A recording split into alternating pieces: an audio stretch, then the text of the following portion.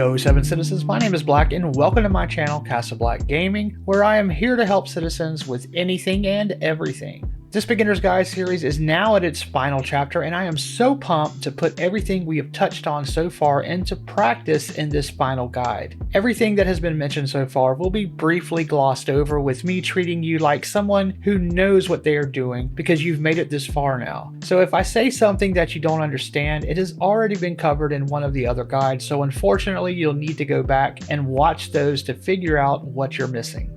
Now, a little note about this guide is that I'm not going to break down every type of mission, as another series of guides will cover those more in depth. I already have a delivery mission guide that covers those types of missions, so do look out for that one. I wanted to just offer up a brief explanation on what missions are and how to do a couple of early level ones that I see a lot of low levels doing, just to get you acquainted with the system and also how reputation works and how it can benefit you. So before we get to this last guide, I wanted to remind you that if you enjoyed this guide and feel like I deserve it, that you please subscribe, like the videos, and comment with either legit questions or just to say that I did an okay job here. I really hope to help new players get into the game with as little frustration as possible, because the learning curve here is a bit much for some new players. Also, if you need direct help and do not feel like waiting on my comment responses in YouTube, then feel free to join my Discord, where me and others are there to answer questions or just shoot the ship. We enjoy talking about what ships we fly, or what new ones we're looking forward to, or which ones the devs need to get off their asses and finish. Okay, so with that out of the way, let's go ahead and get to this guide. Alright, so this might seem like a no-brainer. Of course, back in the very first video, I showed you the mission screen, but depending on where you are in the verse can depend on what missions are available to you, and there can be some better places to do some of the missions. For instance, for doing ship-to-ship bounties, I like to go to the Crusader system. I do suggest, though, for your very first bounty mission, you just open up your Moby Glass anywhere you are, go to the Missions tab, go to the Bounty Hunter tab, and choose the licensing mission like you see here. Your mission will be different than mine. They usually do pop for the Hurston or Crusader system, so accept it as I have done here, and it will show up in your accepted tab, usually within a few seconds. Or 10 seconds. Hopefully not longer than that, which would mean you're on a poor performing server. Now you should also always grab this mission under the Mercenary tab called a Call to Arms. If it's not here, check again once you're near a planet and accept it then. This mission is just bonus money for every kill, so no matter what type of mission you're doing, whether it's space combat or ground FPS, if you know NPCs are going to die, accept a Call to Arms and keep it untracked. With the bounty tracked, it will show up on your star map. You will need to go into the map, look for the words like you see me doing here, zoom in, drag the planet or moon around to find that clickable link. Now sometimes a bounty target is not at a place that you can directly jump to, so you will need to select the closest jump point to them, and then once there, direct your ship toward them and fly the slow way until you reach them. Flying above Atmo will allow you to go faster, so if you need to do a long, slow travel, remember that tip. Now most of these bounties are at a jump point though, so just set your route and go. So while we're flying toward our bounty, let me share some more tips on accepting missions. You will always have more missions if you're orbiting or near a planet. I know that while flying toward a planet, that seems like a good time to open up your Moby Glass and look for missions, but many of these missions are local, so you must be in range of that local planetary area to receive that system's missions. Delivery missions in particular are known to pop this way and are very specific by reputation to the system.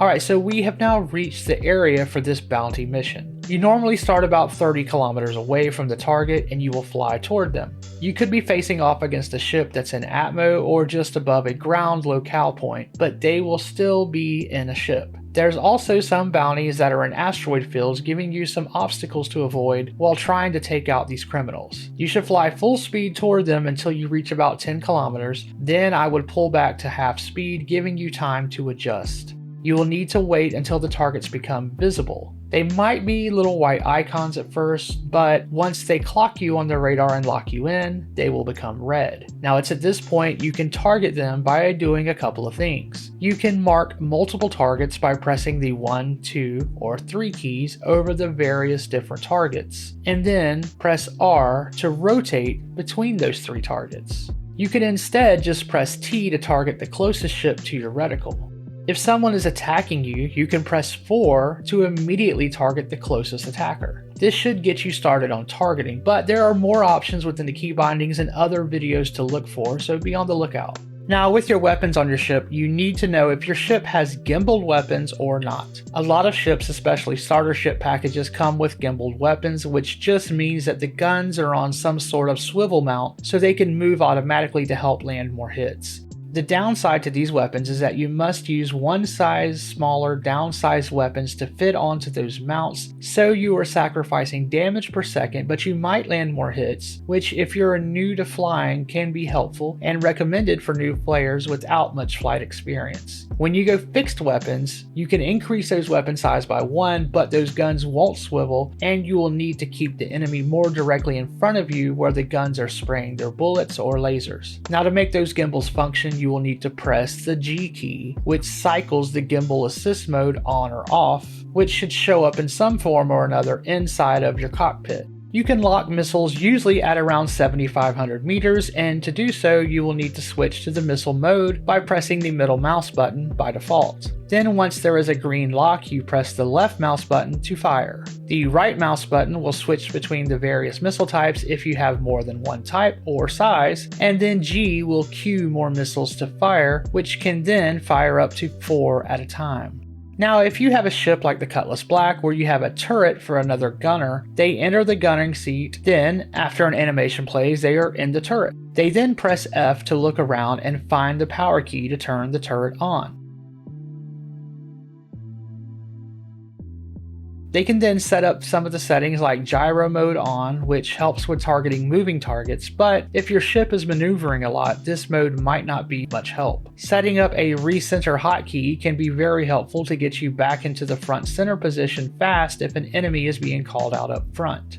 Swapping between the reticle aiming from lead to lag is another hotkey that will benefit you to set depending on your preference. You can set these keys by going into the key mapping option screen, then look for vehicle weapons.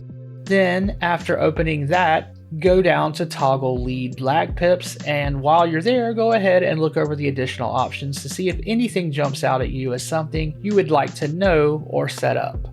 Now with the controls settled, it's all just a matter of learning how to aim at your target, how to fly to set up great shots, and knowing when to fly away to let your shields recover. There's nothing wrong with running away to give your ship a chance to bolster its shields. Watch for things like your shields being critical to know that it's time to get out. Shoot more when you're less than 1,000 meters from your target instead of further away, because the closer you are, the more damage your shots will do. Learning your ship and how it fires and how long it takes to charge up are things that will come with time and help you become a better fighter pilot. As for any tips on these bounties, you can just go for the target instead of the others first. If you kill your target, even if his partners were to take you out, you still get credit for the mission and you will see it complete. Once that happens, you can either stay and kill the rest for practice, or for those extra credits per kill because of the A Call to Arms mission that we grabbed, or you can use your quantum drive to get out of there. Before you engage with the enemy, you can have a jump point set, so if you get into any kind of trouble, you can have a jump point ready to go so you can make your escape without trying to run and gun, and also trying to plot where to jump to.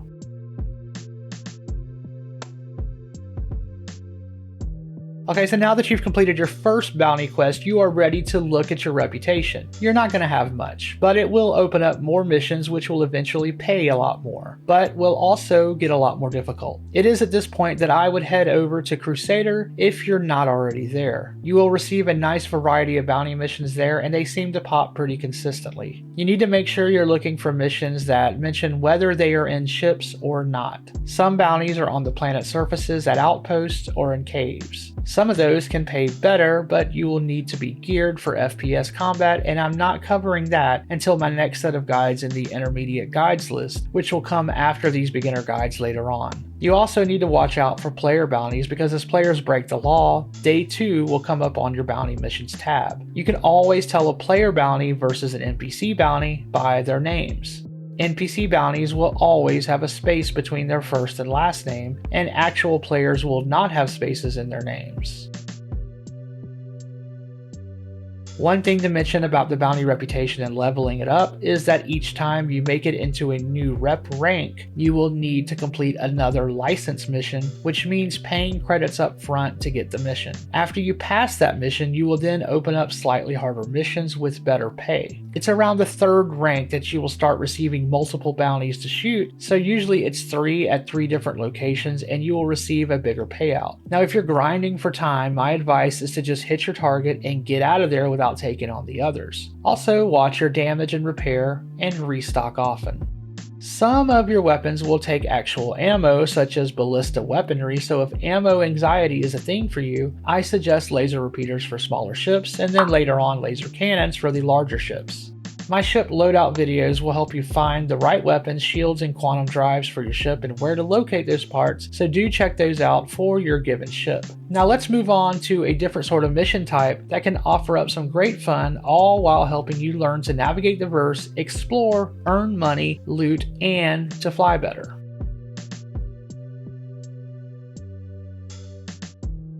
Now these missions are a great way to learn this game. They used to be kind of crappy, I'm not gonna lie. Now I like them because they can be as easy or as hard as you want them to be, and they can also be as rewarding as you want them to be as well, and they offer up variety, and the reputation is not as hard and not as numerous as bounty hunting. But the per mission payout will never reach the bounty or mercenary levels, but it's still a nice bit of money and again very fun. So to begin with, I advise you to do these in the ArcCorp system because they are just better laid out and you won't find as many player pirates, as those tend to hang out more in the Crusader system, but you could always run into pirates, so just be ready. Once you travel to the Atmo of ArcCorp, missions should start to spring up. You're looking for CasaBLACK missions, and you will need to complete this CasaBLACK evaluation mission first. Be warned that sometimes a bug can happen where if you drop this mission or don't complete it, or if you fail it, that you might not get it again. Now hopefully this will be fixed in 3.19, but it sucks, and if this happens to you where you cannot get a CasaBLACK mission in ArcCorp, you will need to get someone to share this with you and then complete it. My advice is to try not to mess up many of the missions or to accept a bunch you know you won't complete, at least until you have that next reputation rank.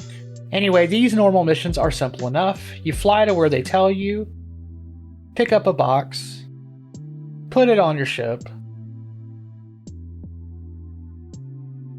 fly your ship to the drop-off location, take box inside. You're usually looking for an orange drop-off box. While holding said box, you will press F and push the drop-off button on the container, wait for it to open, push F, and look for the place clickable. Do not click your package and select place, but it's the place inside the container's open compartment you want to click. I've seen some get confused on this, which is understandable. Anyway, the box should close, you get paid, and now have more reputation, and a lot more missions should have popped up. Now some tips. First and foremost, I have a guide on all things legal delivery missions, so go watch that for a lot more tips on how to do these. But really quickly, do not accept any of the outpost pickup missions until you've watched my video. These outposts have enemy NPCs that have deadly aim and they will shoot you dead. There's ways to take them out safely and make decent loot, but too much for this beginner video to go into. There are plenty of easy pickups and drop-offs, and you can even do more than one at a time, but you can only track one at a time, so keep that in mind. But you are able to chain missions together and plot out routes to pick up and drop off multiple missions at once, and this helps bring up the credit per hour amount. Also, there is a little outpost on Walla called Shady Glen Farms. You can fly out there whenever you like and check the loot boxes there and side for a possibility at getting free guns, medical supplies, and so on, including sniper rifles, making this the safest way to get a sniper rifle without having to partake in combat. Having a sniper rifle makes the derelict outpost delivery missions infinitely more easier, so there's a solid tip for you there. Getting your CasaBLACK reputation up to that next rank will open up some easy 45,000 credit payout missions where you can also have a shot at more weapon lockers that spawn. But keep in mind, these missions have you picking up deliveries inside of a mercenary bunker where mercenaries can spawn in and kill you. But there is also security there and they can take them out for you, and most often do. So if you see security walking around like here in this video, which you know by their little triangle markers over their heads, then you know you are most likely safer, but still be ready to shoot a spawning enemy if they happen to come up on you.